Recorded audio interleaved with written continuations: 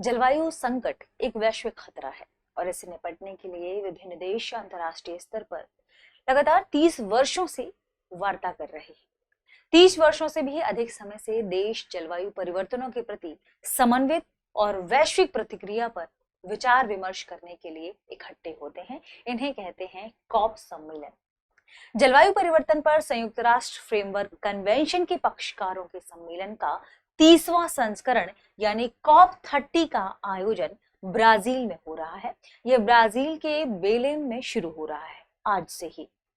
यह 2 सप्ताह तक चलने वाली वार्षिक जलवायु वार्ता होगी, जिसमें वैश्विक लेवल पर जलवायु संकट से निपटने के लिए, वैश्विक तापन को कम करने के लिए, ग्रीन हाउस गैसों के इमिशन को कम करने के लिए क्या क्या कदम उठाए जाने जरूरी हैं और हर देश जो इस सम्मेलन में शामिल होगा उसे राष्ट्रीय स्तर पर क्या क्या कार्य करने चाहिए, इन सभी विषयों पर चर्चा होती है। साथ में वैश्विक लेवल पर उन मुद्दों में भी चर्चा होती है जिन्हें आगे बेहतर करने की जरूरत है ताकि वैश्विक तापन को कम किया जा सके।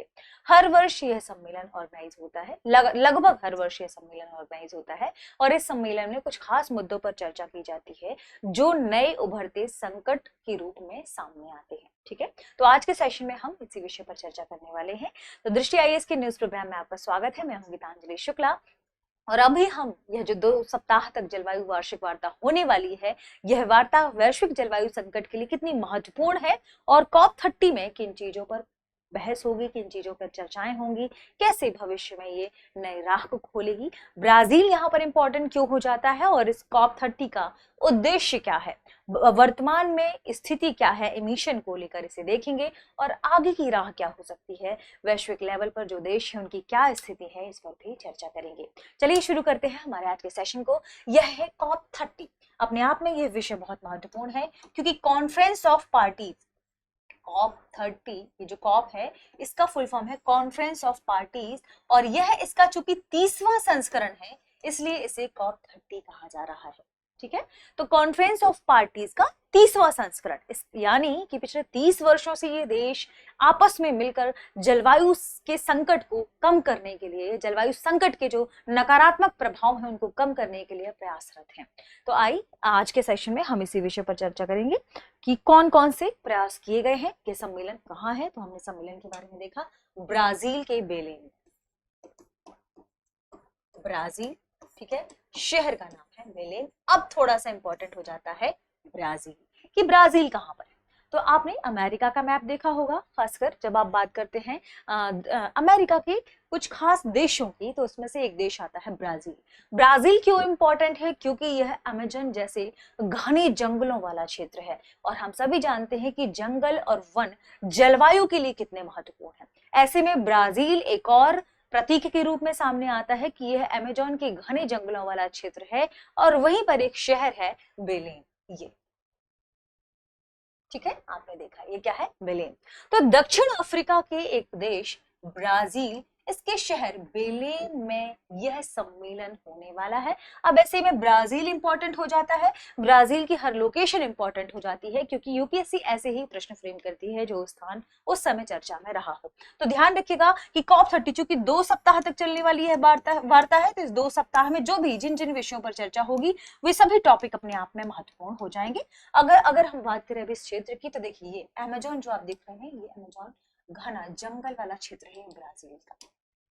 ठीक है, यहाँ पर बहुत ही घने डेंस वन पाए जाते हैं और वनों की कितनी इंपॉर्टेंस है जलवायु को लेकर यह हम सभी जानते हैं। लगातार वनाग्नि की समस्या है, या वनों में उत्पन्न होने वाले जो संकट है, कटाई है, वृक्षारोपण में कमी है, ये जलवायु संकट को और भी ज्यादा बड़े कर रहे हैं। ऐसे में ये प्रतीक के रूप में देखा जा रहा है कि ब्राजील अमेजन के जंगल से ये जो वार्ता शुरू हो रही है, ये वनों को बढ़ाने को लेकर और बेहतर हमें परिदृश्य प्रदान करेगी। इसके अलावा अमेजन रिवर भी यहीं पर देखिए बहती है, जो कि अपने आप में बड़ी रिवर के रूप में जानी जाती है। बड़ा इसका क्षेत्र भी है, विस्तृत क्षेत्र है। अमेजन जंगल हमने देखा, ब्राजील हमने देखा और ये ध्यान रखिएगा कि अब ब्राजील से कौन कौन से देश बाउंड्री साझा करते हैं, सीमा साझा करते हैं, ये आपको कमेंट में बताना है।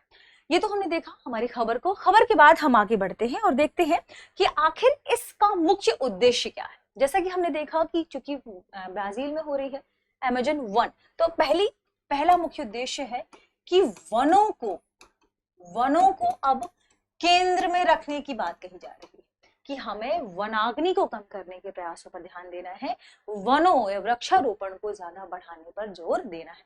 साथ में संयुक्त राष्ट्र जलवायु वार्ता प्रक्रिया में जो विश्वास है उसे बहाल करने पर ध्यान देना है। तो संयुक्त राष्ट्र जलवायु वार्ता इंपॉर्टेंट बात है। संयुक्त राष्ट्र जलवायु वार्ता, क्योंकि यूएन, जब भी हम बात करते हैं यूएनएफसीसीसी की, ठीक है, United nation framework convention of climate change, संयुक्त राष्ट्र की जो जलवायु वार्ता से जब हम बात करते हैं तो यहाँ पर अब देशों का जो विश्वास है वो कम हो रहा है। COP30 क्या कर रही है, अब इस वार्ता प्रक्रिया में विश्वास बहाल करने का प्रयास कर रही है, विश्वास बहाल करने का प्रयास कर रही है, ठीक है। तो ये एक उद्देश्य है। दूसरा, वैश्विक तापमान वृद्धि को सीमित करने के जो हमारे प्रयास है उन्हें हमें तेज करने की जरूरत है, क्योंकि जो वर्तमान स्थिति है उससे नजर आ रहा है कि वैश्विक तापन अब बढ़ेगा। तो वैश्विक तापन, या आप कह सकते हैं कि जो अभी वैश्विक ताप में वृद्धि हो रही है, तो वैश्विक तापमान में जो वृद्धि हो रही है इसे कम करने, इसे सीमित करने के प्रयासों को तेज करना, वृद्धि को सीमित करने के प्रयासों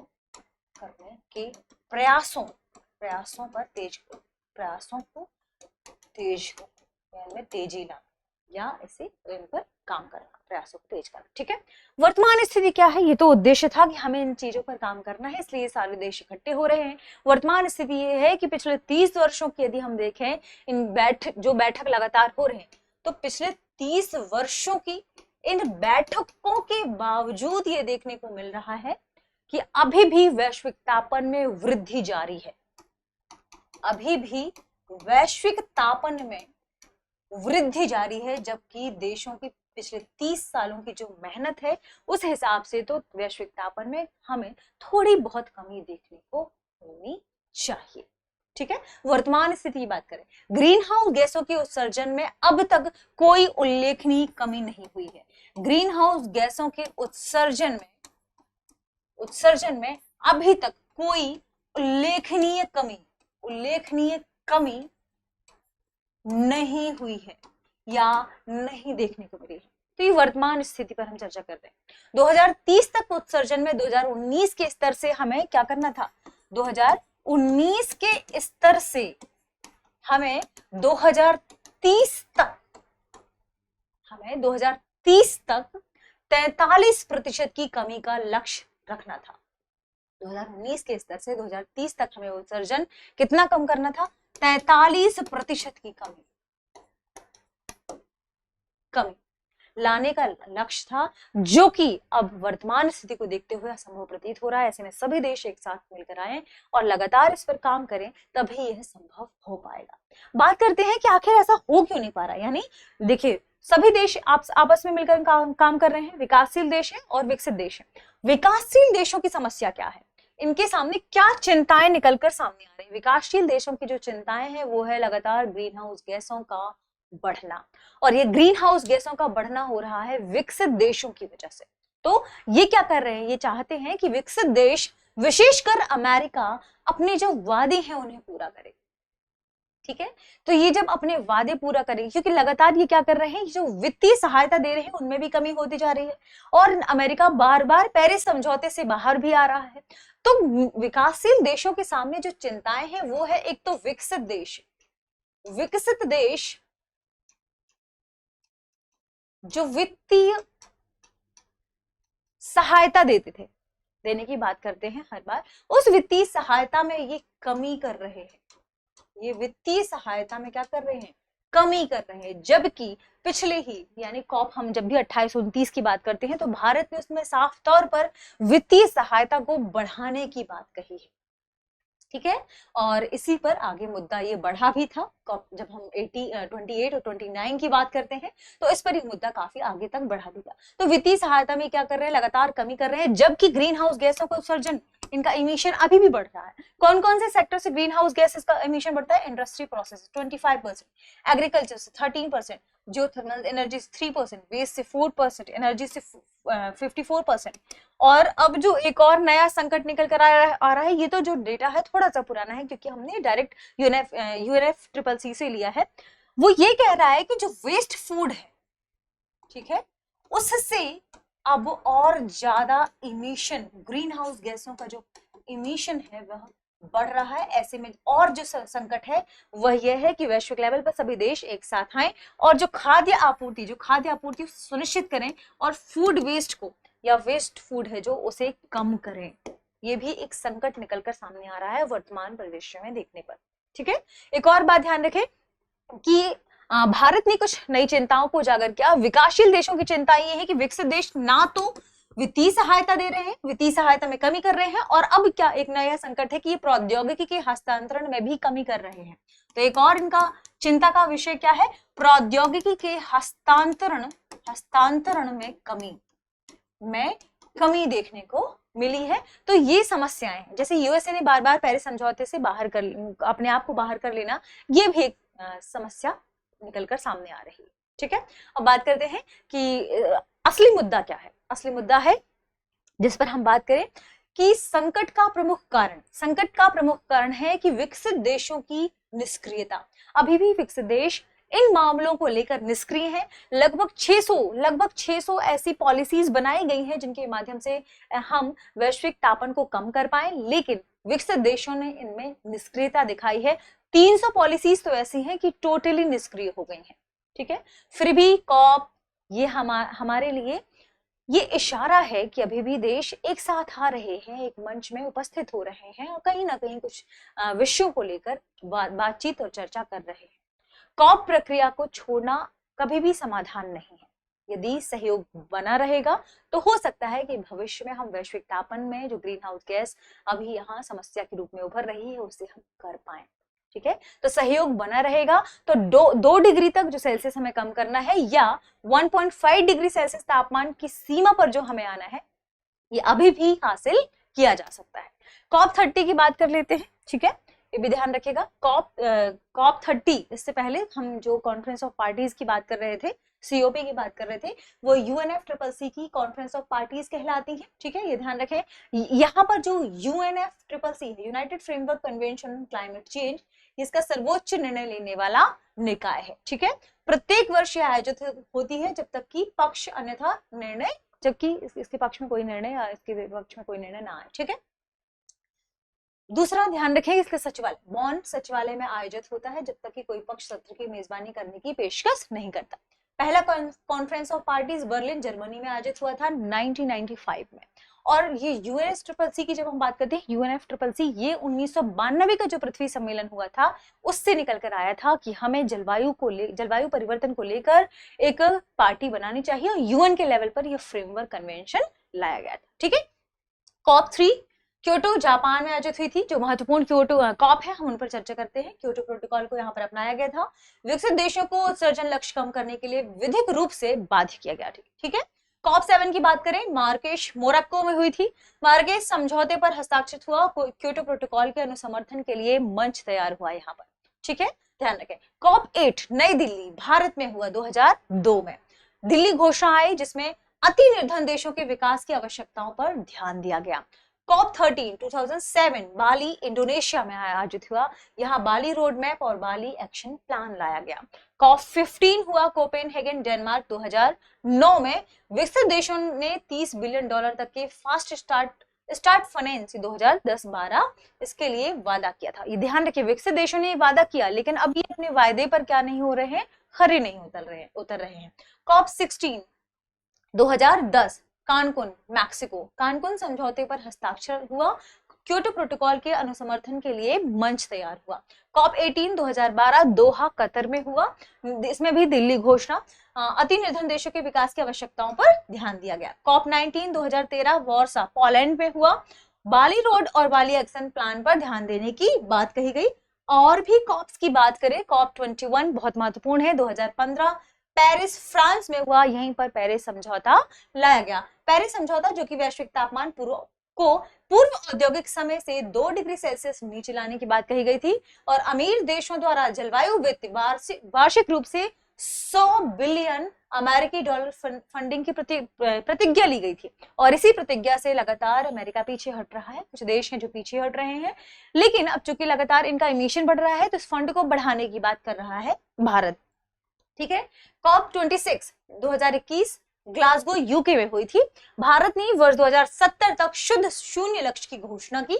भारत ने कोयला आधारित विद्युत को चरणबद्ध तरीके से कम करने का आह्वान किया। ग्लासगो ब्रेक थ्रू एजेंडा 41 देशों प्लस भारत द्वारा लाया गया। COP27 जो कि 2022 में है, शर्म अल शेख मिस्र, इसके बारे में चर्चा हुई। लॉस एंड डैमेज फंड के बारे में चर्चा हुई। पूर्व चेतावनी प्रणालियों के 3.1 बिलियन अमेरिकी डॉलर की योजना बनाई गई।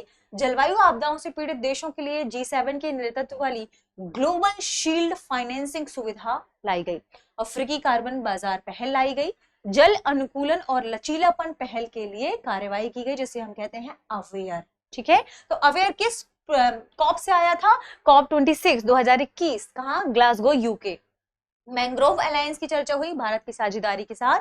भारत की दीर्घकालिक न्यूनतम समर्थन विकास रणनीति पर भी चर्चा हुई। COP28 2023 में हुई दुबई, यूएई। ठीक है, ध्यान रखिएगा। यूएई, जर्मनी, यूके, ईयू और जापान ने लॉस एंड डैमेज फंड के लिए 700 मिलियन अमेरिकी डॉलर देने का वादा किया। वर्ष 2050 तक शुद्ध शून्य हासिल करने के लिए जीवाश्म ईंधन को चरणबद्ध तरीके से समाप्त करने की बात कही गई। वर्ष 2030 तक 11,000 गीगावाट नवीकरणीय ऊर्जा का लक्ष्य प्राप्त करना इसके भीतर रखा गया। वर्ष 2050 तक 66 देश शीतल उत्सर्जन में 68% की कटौती करेंगे, इसका लक्ष्य रखा गया। वर्ष 2050 तक वैश्विक परमाणु ऊर्जा क्षमता को 3 गुना करना, यह भी शामिल किया गया। COP28 में भारत द्वारा कुछ पहलें की गई, जैसे हरित ऋण पहल, बंजर भूमि पर पौधे लगाने जैसे पर्यावरण प्रयास अनुकूलन करने के लिए ऋण जारी करना। और फिर लीड IT 2.0, निष्पक्ष उद्योग परिवर्तन, न्यून कार्बन प्रौद्योगिकी का समर्थन करना। तीसरा, ग्लोबल रिवर सिटीज अलायंस, सतत नदी विकास और सर्वोत्तम अभ्यास साझाकरण को बढ़ावा देना। ऐसी जो साझाकरण वाली बात है, प्रौद्योगिकी को साझाकरण, ये भी देश, विकसित देश इसमें भी समर्थन नहीं दे रहे हैं। क्वाड क्लाइमेट वर्किंग ग्रुप, स्थानीय और क्षेत्रीय स्थिरता प्रयासों को बढ़ाना। फिर आता है कॉप, देखे COP29। COP29 कहां पर हुआ? अजरबैजान।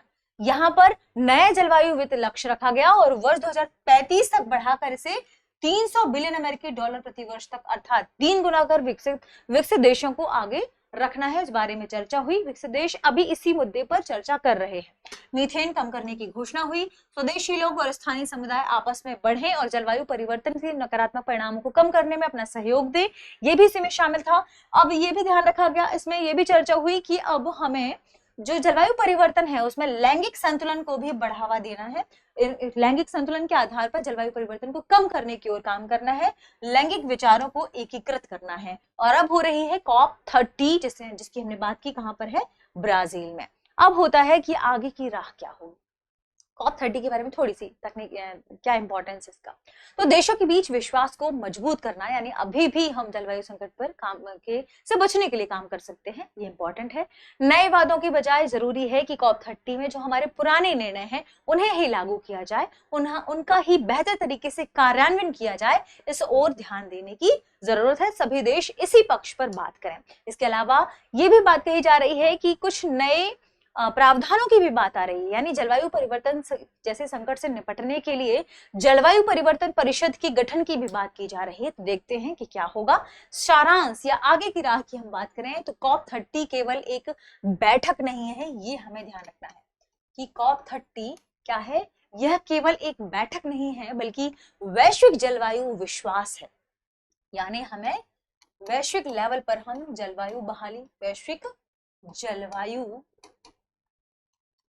बहाली कर सकते हैं। जलवायु विश्वास बहाली का ये क्या है? एक प्रयास है। जलवायु विश्वास बहाली का एक प्रयास है।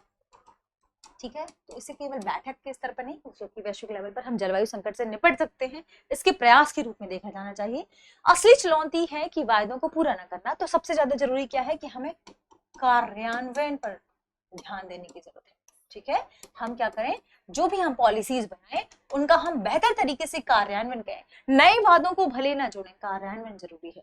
यदि सभी देश मिलकर पारदर्शी रूप से काम करेंगे, यदि सभी देश मिलकर पारदर्शी रूप से काम करेंगे तो हम जरूर जलवायु परिवर्तन से निपट सकेंगे। इसके लिए जरूरी क्या है कि संकट से निपटने के लिए जो सभी देश हैं वो प्रक्रिया पर अपना भरोसा बनाए रखें।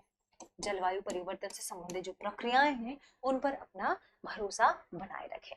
ठीक है, आइए देखते हैं आज का प्रश्न क्या है। प्रश्न है 2030 तक वैश्विक उत्सर्जन में कितनी कमी का लक्ष्य रखा गया है 2019 के स्तर की तुलना में। Option A 23%, option B 33%, option C 43%, option D 53%। इस प्रश्न का सही जवाब कमेंट सेक्शन में देना ना भूलें। शुक्रिया। अब एग्जाम की तैयारी को और बेहतर करने के लिए हमारे चैनल को लाइक, शेयर और सब्सक्राइब करना ना भूलें।